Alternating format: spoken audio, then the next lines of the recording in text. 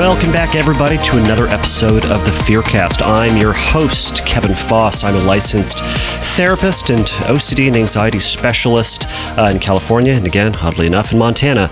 This is the podcast dedicated to OCD, anxiety, and getting your life back. So if this is your first time to this podcast, thank you for joining us today. If you are a return member or return listener, thank you so much for coming back and listening to it again.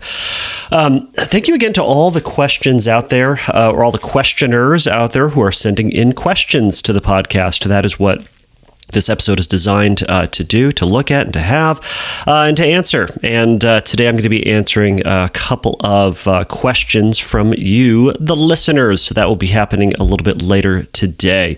So this is a little bit of a respite episode from what we've been doing for a while now, which is talking about scrupulosity and faith and doubt and things like that. So this is not just a faith and doubt podcast.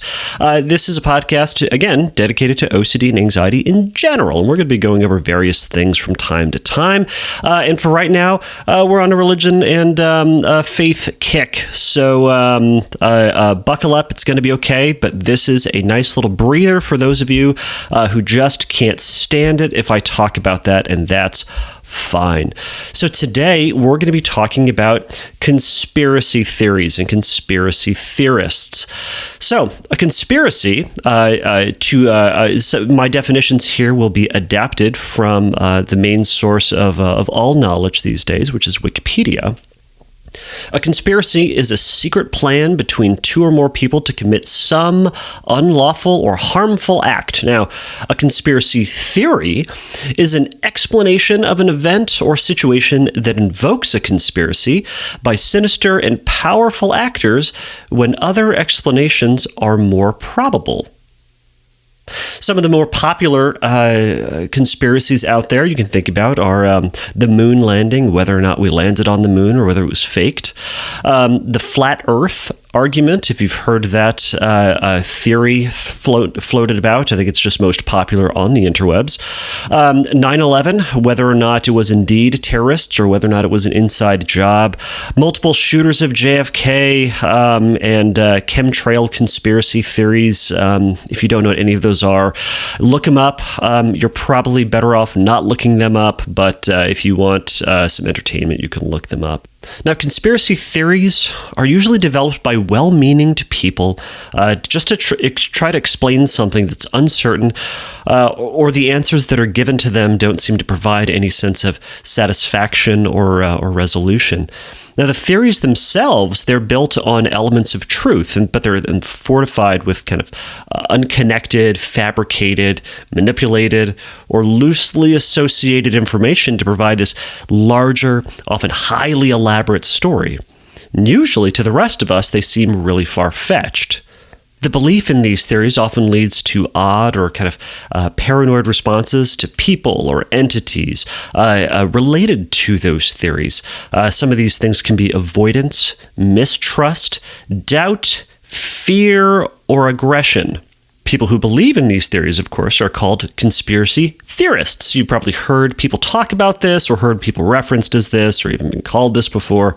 But people who believe in these theories really hold strong to them. They hold them so dear, so fervently to themselves, and they are willing to defend them intensely and with vigor and with all their energy and might that they can do. Now, a conversation, if you've ever had a conversation with a conspiracy theorist, usually this conversation does not go well. Usually both sides, the believer and the unbeliever, hold adamantly to defend their position, and they just refuse to give any ground. They don't want to agree to any of the other points, or they don't want to suggest that maybe their position might be inaccurate. In other words, no one is convincing no one. We're not getting anywhere in this conversation if you've ever tried to have a conversation about this. Now, does this sound like anyone you know of? Does this sound like anything you know of? The little anxiety and OCD voice that lives in our heads is a conspiracy theorist. That's right, a conspiracy theorist. You thought this was just going to be about conspiracy theories, everybody. Nope. Of course, it was going to tie back into OCD and anxiety.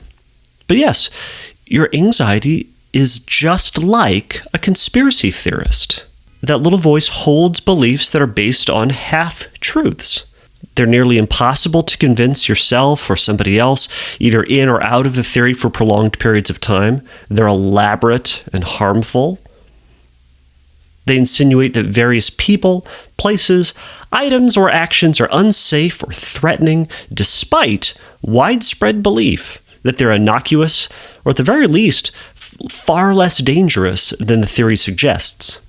Also, they're pervasive, despite other more probable explanations. Take a second to consider your anxiety or obsessions.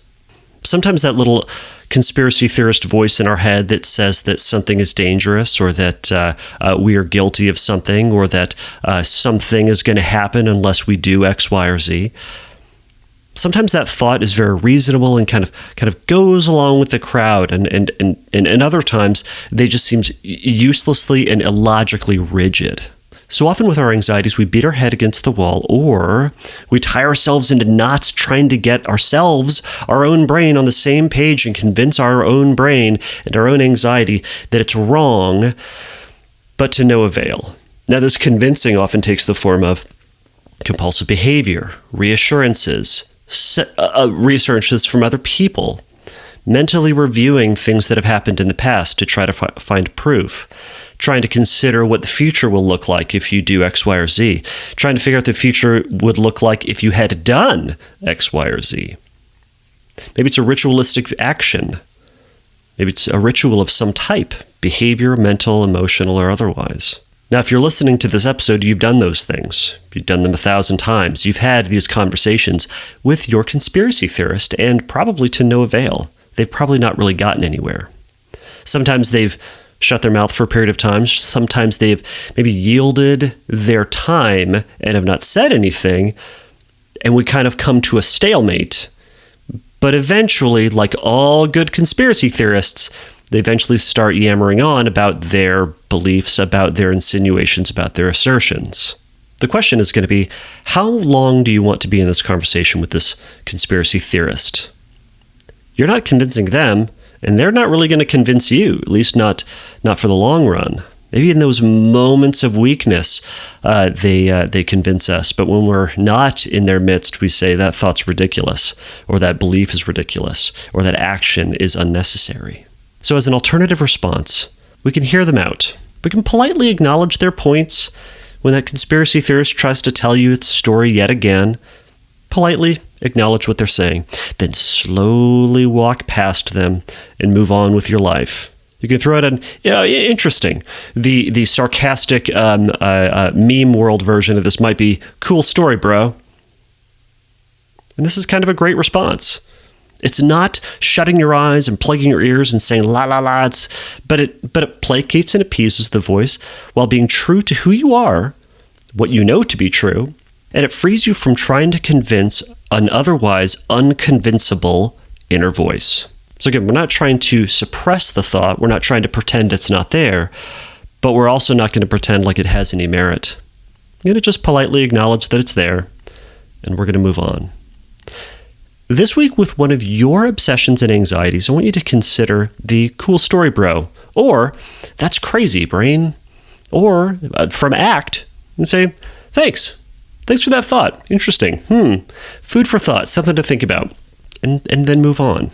Again, that thought's going to be there, but we say those things to this conspiracy theorist brain of ours when it tries to rope you in again, but instead of fighting, we're going to acknowledge it, take a deep breath, and move on with your day. All right, on to a couple questions.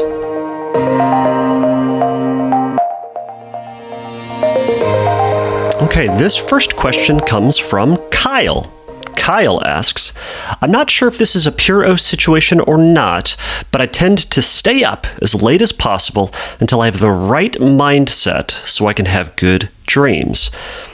I have to wear the right clothes and think about good things before going to bed to ensure that I will rest well. All right, Kyle, that's a great question. Thank you for asking it. So right off the bat, I'd say this doesn't necessarily sound like it's a pure O situation because you are doing outward compulsions. Specifically, you mentioned wearing the right clothes and probably doing other outward things, so things that are external outside of your body. For those who have never heard the term pure O is a bit of a misnomer within the OCD world. With OCD, it has two parts. It is obsession and compulsive. OCD is short for obsessive compulsive disorder. So it has the two parts. The obsession is the thought that goes on. It's that feared story that our brain tells us. And the compulsion is a behavior or an action that we do, or something that we maybe even don't do, to try to control the way that we feel in response to that thought, or to try to eliminate or to control the outcome of that in some type of way.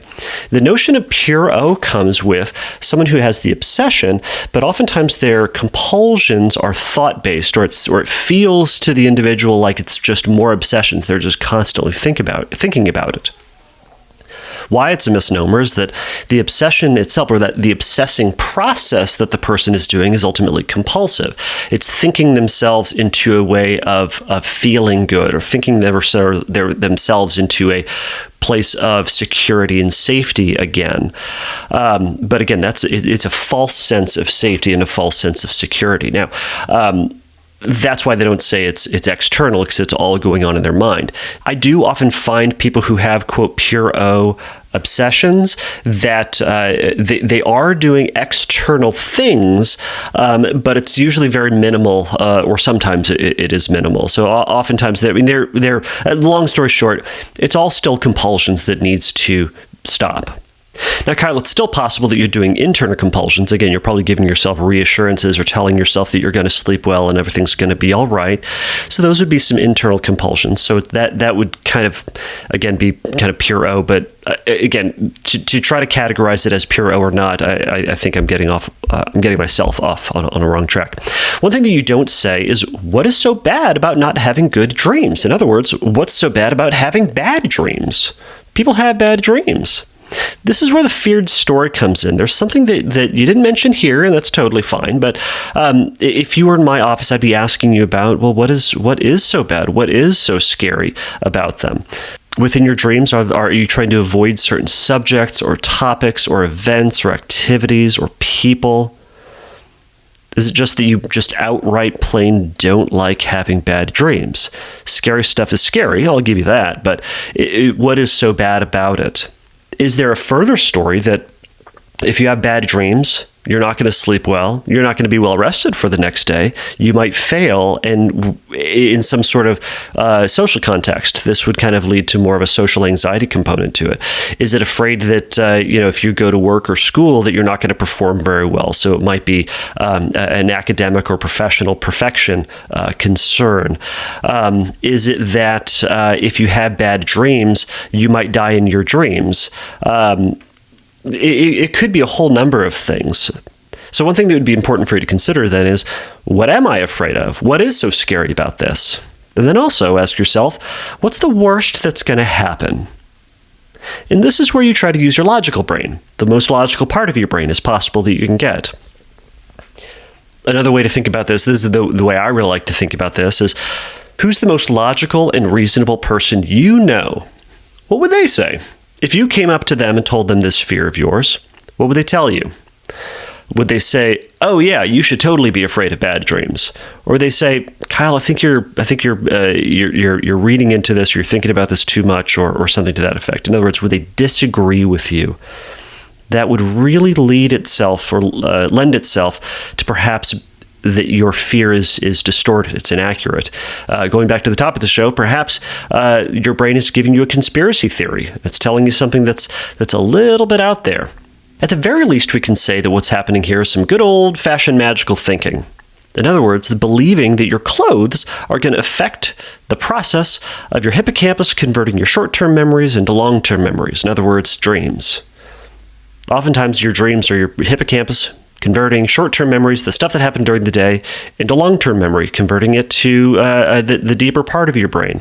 Now, sometimes when all of this happens, the neurons are firing all over the place and we get these super weird images. Oftentimes our dreams are related to things that happen during the day or themes that we've been thinking about during the day. And that's oftentimes where our dreams come from. Sure, they're more elaborate than that, but I'm not a dream specialist, and nor do I even want to be. Dreams are a confusing mess. Our brain is a confusing mess. Ultimately, I don't think we need to spend too much time thinking about them. But sure, they're scary and entertaining and fun and super weird. They're all over the place. To that effect, this kind of has the simple phobia feel to it, or a singular focus, which is I'm afraid of bad dreams, but it does have the kind of more elaborate OCD flavors. Ultimately, my advice to you would be to begin taking the risk of replacing the right clothes with the wrong clothes, one by one. So likely you can consider that there is a hierarchy in your mind of safe clothes and dangerous clothes. Further, that there's a spectrum from kind of more expendable clothes you could kind of give or take on that stuff, and then some stuff that you believe is just fully safe. This is like, if I only had one thing, this would be the thing that would keep me from having bad dreams. What I'd love for you to do is to consider removing one per week. So exchanging one of the items of safe clothing for an item of a dangerous item of clothing, or just a neutral item of clothing. Now, I don't know if you have dangerous items of clothing, stuff that you believe will ensure a bad dream, but at the very least, start by replacing the scary ones with neutral ones, the safe ones with neutral ones. One per week. Eventually, you're going to realize that you've been able to sleep without feeling perfect, but you've been able to sleep. And eventually, you're going to realize that you're not doing as many, if any, rituals related to the types of clothing you're wearing. Something to remember about this is that it's probable you're going to have a bad dream in this process, because we all do. Bad dreams are just it's one of the side effects of having a human brain. It's what we get. But what that will mean is you'll just be like the rest of us. People who have good dreams, and then we have bad dreams. And then we go back to good dreams, and so on. I want you to use that moment of clarity you had when you wrote that email to me, though. You know that something is a little bonkers about this belief. It's a little bit out there. That's why you emailed me. I want you to trust that just for a little bit. Pump yourself up before you go to bed and say, you know what? I can sleep without my ritual. I can freaking do this. Use that logical thought. Remember, think about what your logical friend would say. Trust that and take that risk. Try exchanging some of those clothes. When you do, email me back and let me know how it goes. I'm very curious to find out. But thanks so much for the email.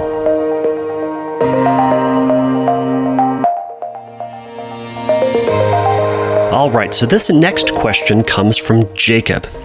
Hey, he says, I've been diagnosed with and am in treatment for HOCD and POCD as well as bipolar, and I'm ultimately managing well. I'm 20 and single and a virgin, and wondering if you have any advice for putting myself out there in the dating scene despite fear of intimacy and relationships. Jacob, thank you so much for this question. And I that groan is not because you totally asked the right person, and I have some wisdom that is just beyond the ages. It is because I'm so bad at dating, and when I first got this, I kind of groaned to myself and just went, "Oh man." When I started this podcast, I did not think anyone was going to be asking me dating advice. I thought there are plenty of other people out there who have great dating advice. I'm not that guy. I'm so bad at dating. Oh my gosh. You can ask my wife about this. You can ask anybody else I've dated before. I'm bad at it. It's uncomfortable. I'm not very. I balance between either not creative or way too creative.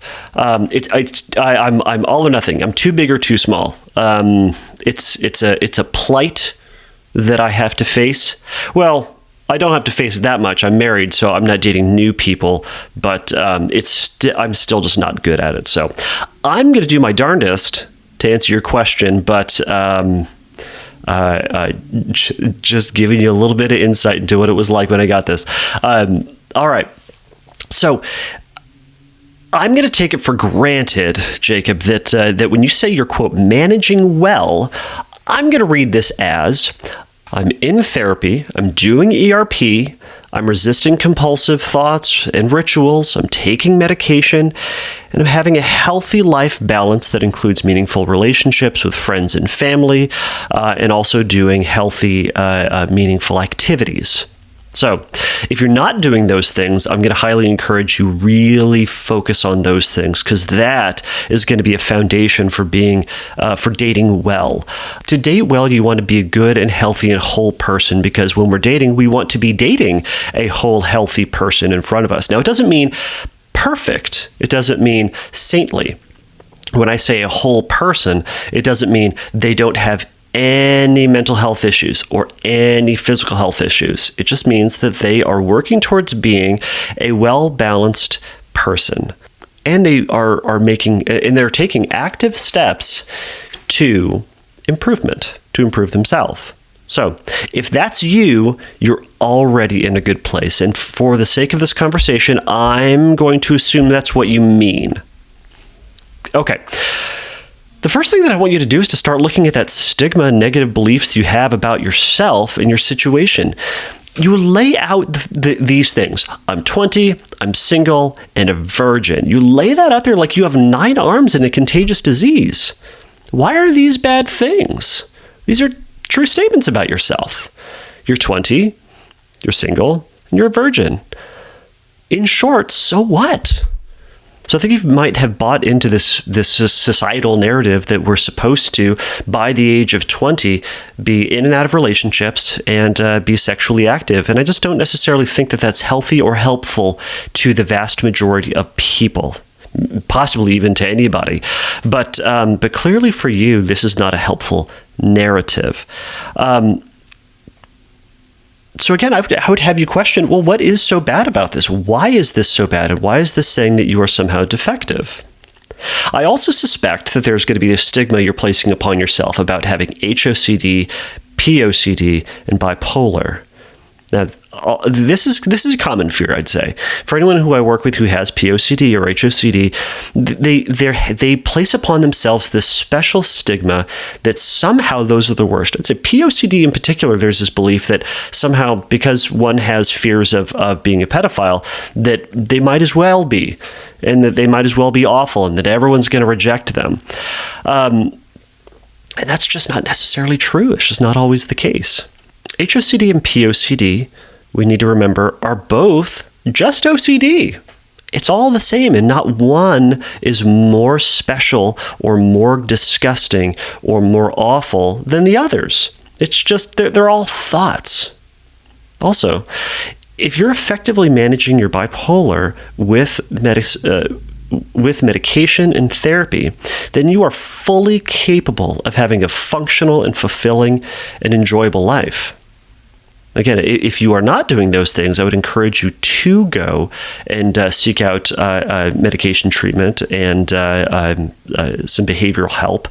But again, those things aren't necessarily magic. There are people who have bipolar and are having successful lives. But again, it'd be my question for you is for you to be honest with yourself, or my advice for you would be to be honest with yourself about whether or not this is getting in your way and whether or not it is a problem. All right, but getting back to it, I'd love for you to give your fear of intimacy and relationships a really hard look and to consider, what are you actually afraid of? You said this is kind of the barrier in between you and getting into a relationship or getting out into the dating scene. But really, what are you afraid of? That you'll never be happy because you're stuck in a terrible relationship? That's a common fear that people have about relationships. Another common fear is that no one's going to love you, that you're unlovable maybe. Some have a fear that they're actually going to be seen by the other person, warts and all. That the other person, that this is intimacy, that other people are going to see you, really see you, and see all that stuff that you don't want to acknowledge. See all that stuff about that you think about, that you are into, that you like, or all those weird beliefs that we have. We all have these things. But I also want to acknowledge is that intimacy is scary. It's scary for everybody. It's frightening, but it's also very freeing. It's a wonderful thing to experience, and it's not this on-off switch that we are either intimate with people and that we are not. I'm using intimate here as an emotional intimacy, the intimacy that we find within a long-term stable relationship, but that is scary. To actually be seen by somebody and to actually be known. And this may be where the fear is that the other person is then going to actually know that you have HOCD and POCD. Sometimes we have the fear that then if somebody knows that we have HOCD and POCD and that they intimately know who we are, they're going to intimately see that they're real. Now that is your OCD talking. If you know anything about OCD and anxiety, you know that that's your OCD talking.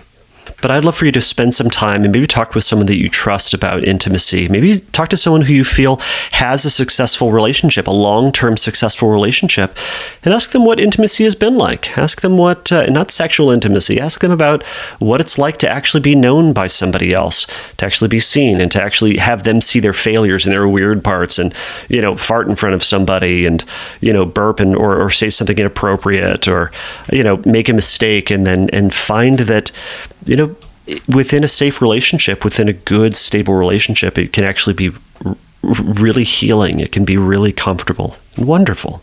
So that would be my first advice for you, and probably my main advice for you. Of those two things is, one, to really look at the stigma that you have about your current situation, what it really means, and where you're coming up with this idea that somehow you're awful and terrible because you're 20 and single and a virgin. But also, what is so bad about intimacy? But I also want to give you a little bit of the dating secret, that everyone is scared and no one really knows themselves. We're all kind of growing into the people that we are, and we all have stuff about ourselves that we don't like. We kind of grow up with this idea that everyone seems to know themselves and everyone is confident and is really comfortable with who they are and what they're into, and they know themselves, and we are over here just thinking that we're not. No. Everyone is insecure. Everyone. And that's wonderful. I wish I knew this when I was in my 20s. It frees you up to being honest about yourself, what you actually want in life, what you don't want in life, but also who you're looking for. And that we can be really honest and direct about the stuff that we want, so we don't have to play these weird relationship games about trying to pretend like we're someone that we're not, but rather to say, you know what, this is for the most part who I know myself to be. Having the humility to acknowledge that, in 10 years we might change a little bit and that we might think differently slightly, because we grow and develop, and by the way, we should be growing and developing, but that everyone's insecure. The person that you're going to go out on a date with from any of those dating apps is where people meet each other these days. They're insecure and they're nervous too. So here would be my advice for you. I want you to make a list of all your great qualities. Make a list of your talents and your skills. Make a list of your virtues and your values. Now, values, these are things meaning that who you're striving to be. Who's this guy that you're trying to develop yourself into? What do you love about yourself? And don't just dismiss this one like you don't love anything about yourself. You could love small things about yourself, right? You could love the fact that you love Chinese food, or love the fact that you love Slurpees. I don't know. It can be really basic stuff, but stuff that you really love, or at the very least like about yourself. I want you to write that stuff down. And then I want you to read it every day, to remind yourself that you're a worthwhile person that deserves love and happiness. Furthermore, when you feel down and you feel discouraged, I want you to read that letter. It might not pull you out of it magically, but it's going to remind yourself that when you come out of that slump and that discouragement, that there's still a quality person on the other end of it that, again, deserves love and relationships. And then again, go out on dates. And have lots of them. Join dating apps and go out on those dates and join groups. Go to meetup.com and try to find groups there that you could be a part of. And I'm of two minds on this. I'm kind of split on this. If you were in my office, we'd discuss this further and we try to evaluate what would be the right step. But you'll have to try them to figure out which one is best. One, you can tell the people that you're on that you're nervous and that you don't really date very often. And sometimes by just kind of saying this, it opens us up. It takes the edge off, really, and frees you up to just, if you already notice that you're nervous, then the other person might say, oh, I'm nervous too, or they're going to say, oh, it's totally fine. And by the way, if they say, oh, well, you're a big weirdo, trust me, you saved yourself some time. Run from this person. But likely speaking, they're going to say, oh, it's totally fine. So it can free us up. Now, the other part is, the other mindset I have is that you could not tell them, but rather go in pretending that you are oozing with confidence, that you are 10 years ahead of yourself, that you are that person who is confident and secure and knows himself and is all about who he is and what he knows about himself. Go in pretending to be that person. If we pretend to be that person, sometimes people treat us like we're that person, and then we start acting like that person, and we realize that maybe we're that person all along. It's a little bit of a mind hack. It's a little bit of a game we can play with ourselves. But try both of those and see how you feel. See how it works.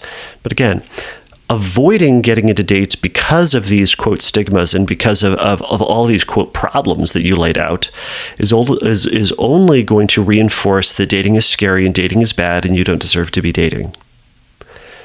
It's all BS. That's your conspiracy theorist. Instead, take a risk. Go out there and date. It's going to be great. Or it's going to be super weird. It's going to be super weird. Dating is super awkward. But it's going to be great. You got this.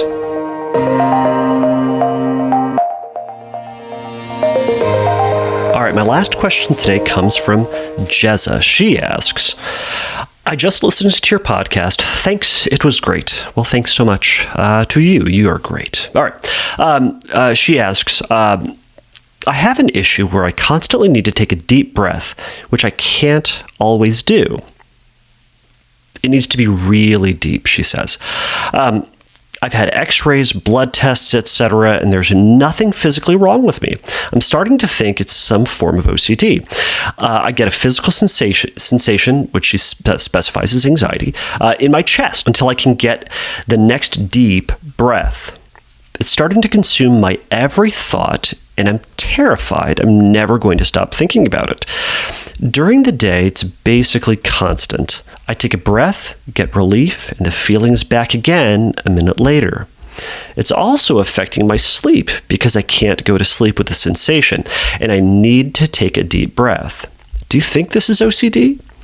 I did get to see a psychologist for 2 sessions, but felt like she had no idea what was going on. No surprise. I've tried to write out the feeling, but it's virtually impossible to ignore the sensation of needing to breathe. Thanks. All right, Jezza, thank you so much for this question. So, the first thing I'm going to have you do is I want you to go back and listen to episode 18 of this podcast, if you haven't listened to it yet. In episode 18, we talk about something called sensorimotor OCD.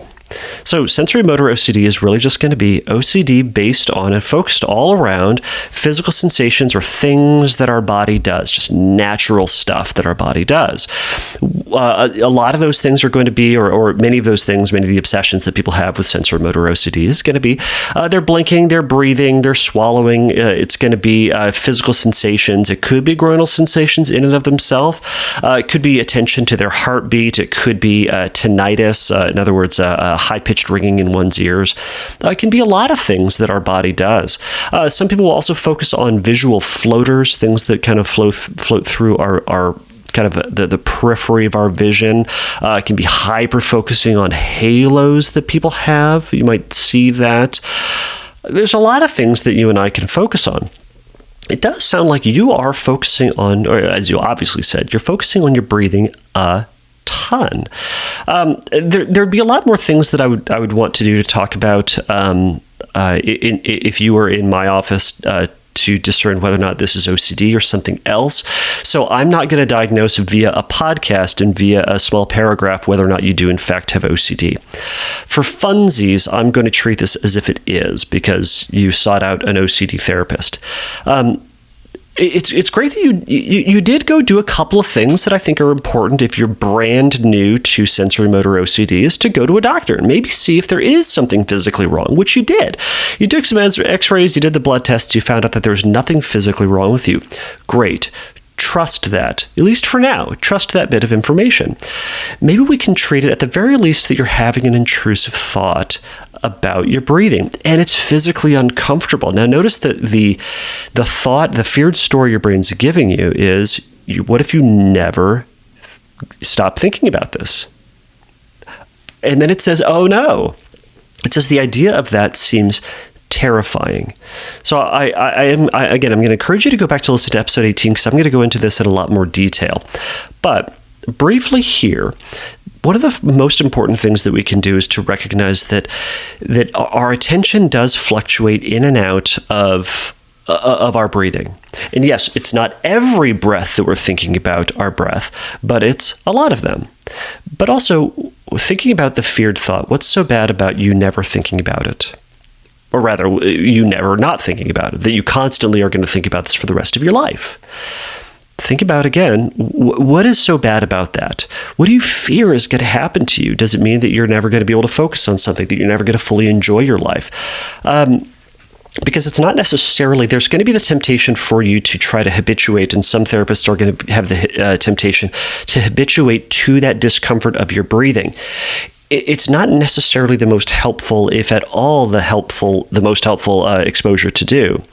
Because that's not really the fear. The fear isn't the breath. The fear is what's going to happen at the end of it. What's going to happen to the course of your life because of this breath.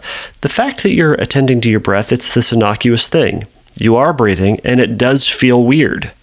You're right. You are breathing, and it feels weird. I'm not going to argue with you on that one. But the story that your brain tells you about what's so bad about that is what's the most important thing. I would encourage you to try to find a therapist, psychologist, an MFT, an LCSW, a PsyD, an LPCC, an LPC, anyone who's qualified to work with this and who specializes in OCD, because they're going to have a better understanding of what this is. And by the way, not every therapist who specializes in anxiety and OCD, or even just a CBT therapist out there, is going to know what this is or know how to handle it. And that's okay. You can have them listen to episode 18 as well. Obviously, there are going to be a number of exposures that you can do to the idea that this thing is potentially never going to go away. Because you're trying to likely do compulsions to ensure that it is in fact going to go away, and that it's not going to be there forever, and that you ultimately, even if it is there forever, that you're still going to have a happy and fulfilling life. So there are a lot of exposures that you can do to that concept, and a lot of things that are going to be very good.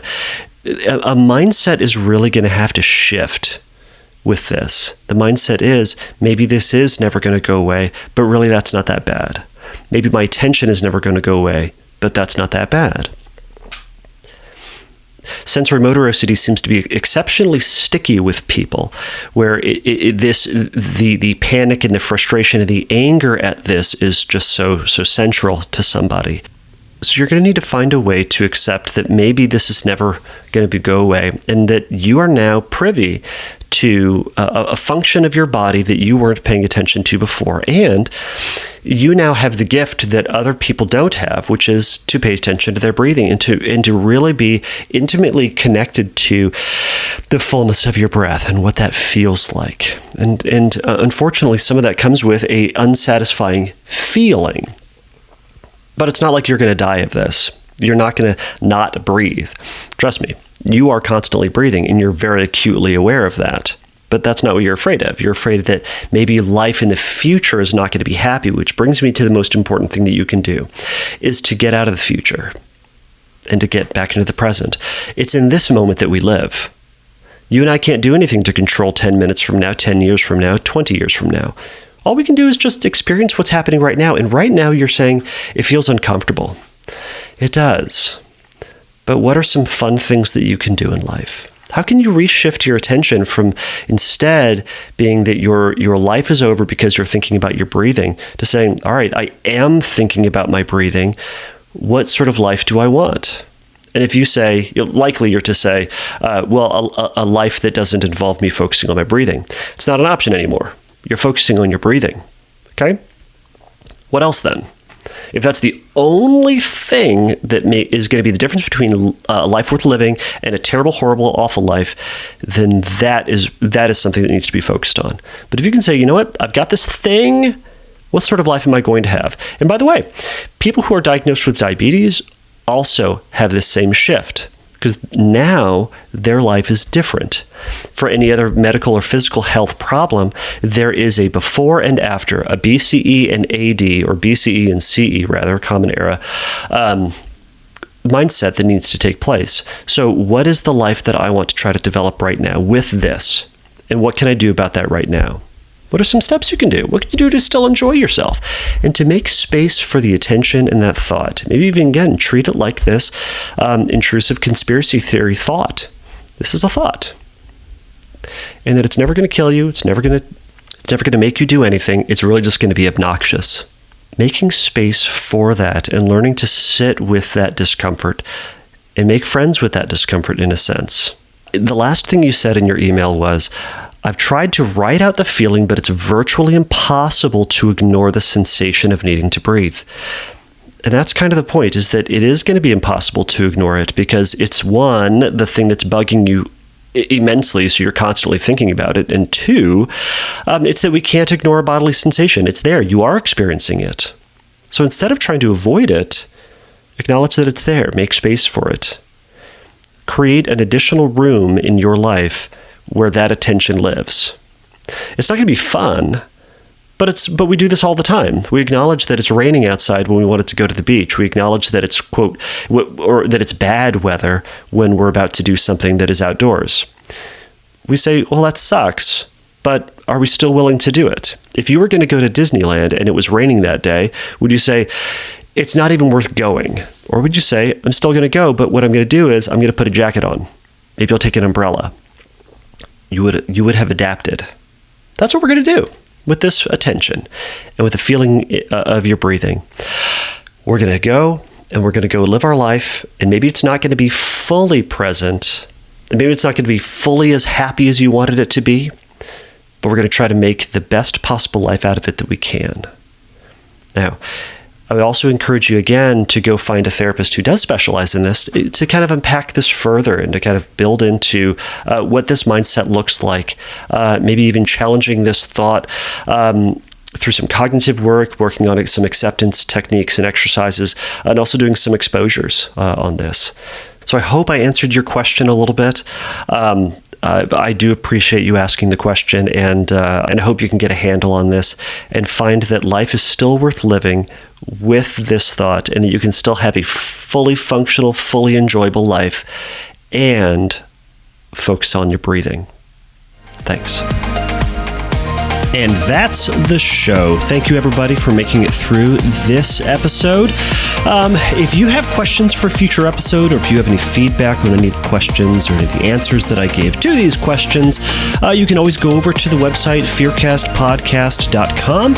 You can go to the submit question link there, ask a question link there, and let me know. I'm more than happy to hear your questions, and I read all the questions, and I will likely answer it on a future episode. As always, please remember that the Fearcast is not a substitute for psychotherapy. If you have any questions about getting started in therapy or are trying to make a little bit more progress in your own recovery, you can go over to fearcastpodcast.com, and there's going to be a link where you can get connected to some more information there. You can also hear and see all the other episodes in the past. If you like the Fearcast and you're liking what you're hearing, please go over to iTunes, wherever it is that you get your podcasts, and submit a review there.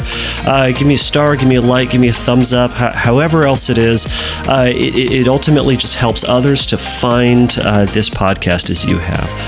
And again, thank you so much for listening. It means the world that there are people out there listening. So to wrap things up, as always, take a risk, challenge yourself, and don't take your brain too seriously. Bye.